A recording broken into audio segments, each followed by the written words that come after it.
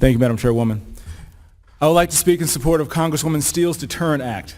Constituents in my district are rightly concerned about CCP influence coming from two fronts: by President Biden and his team's appeasement to China in order to enact their Green New Deal agenda, and comply or die EV mandates on the backs of working families in my state, and Governor Whitmer's willingness to sell out Michigan to CCP-linked companies.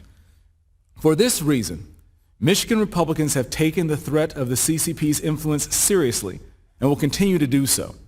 To that end, I will pose this question: why are we funding two sides of this rivalry? Why are we welcoming the fox into the henhouse? No pun intended, Madam Chairwoman. We must do more to disentangle from the CCP and hold this administration accountable to uphold that standard. Last month, I introduced the Disclose Gift Act to require faculty and staff at colleges and universities to report gifts and contracts from foreign nations of concern.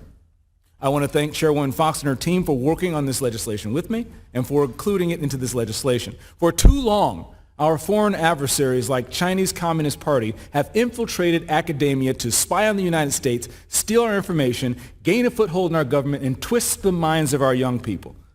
The national security implications should alarm all Americans.